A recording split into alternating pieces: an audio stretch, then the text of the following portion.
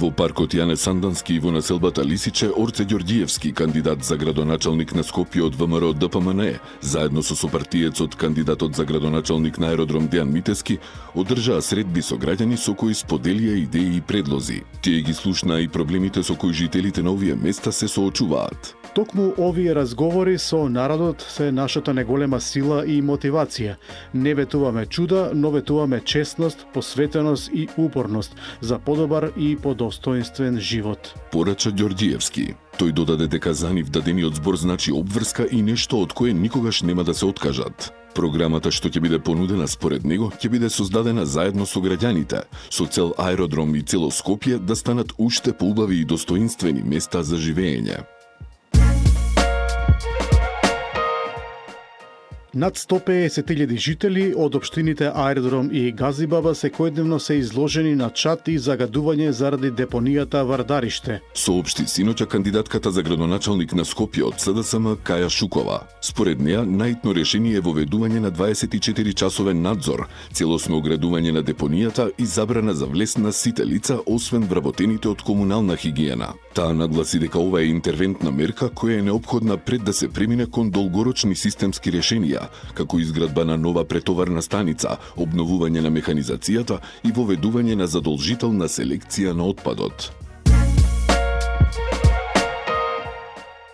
Со намера да го реши проблемот со бездомните куќиња во Карпош, доколку биде избран за градоначалник, Сотир Лукровски од ВМРО ДПМН се сретна со представниците на Сдруженијата за заштита на животните. Тој им ја пренел неговата желба за итно решавање на овој проблем и побарал предлози од нив кои ќе ги вклучи во својата програма.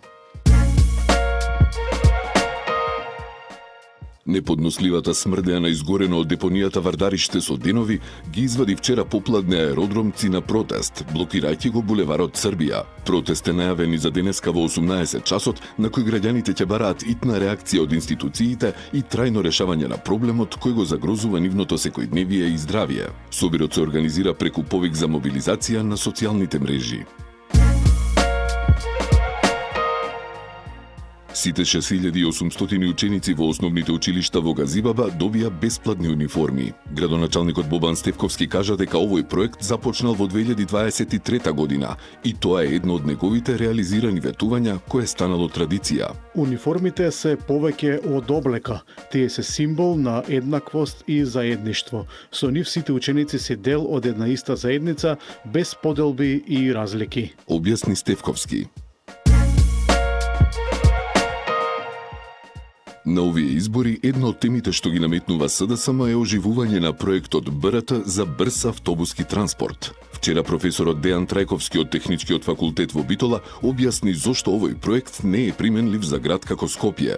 За да може да се користи транспорт како БРТ, потребни се широки булевари, но за Скопје со неговите тесни булевари, класичниот автобуски превоз со жолти ленти е побрз, поевтин и попаметен избор. Вели Трајковски. Тој смета дека со електрични автобуси и паметни семафори може да го направи градот побрз, почист и попријатен.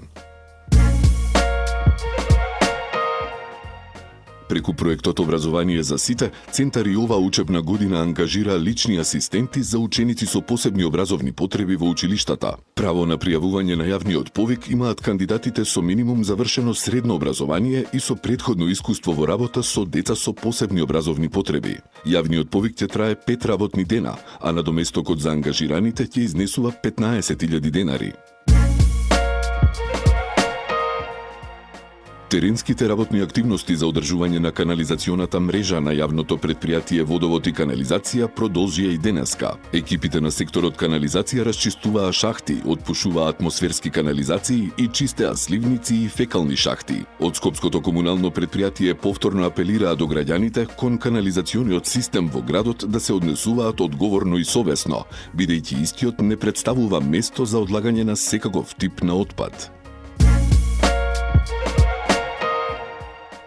Судењето против Зоран Јованов, татко на Васил Јованов, кој во јануари годинава управувајќи автомобил без возачка дозвола и под дејство на алкохол удри во пешакот Фросина Кулакова, која почина на самото место, продолжува денеска пред Основниот кривичен суд во Скопје. Јованов се гони за загрозување на безбедноста на сообраќајот со опасно дејствие или средства, откако обвинителството на изминатото рочиште врз основа на новоприбавени докази го измени обвинителниот предлог кој првично беше предизвикување општа опасност.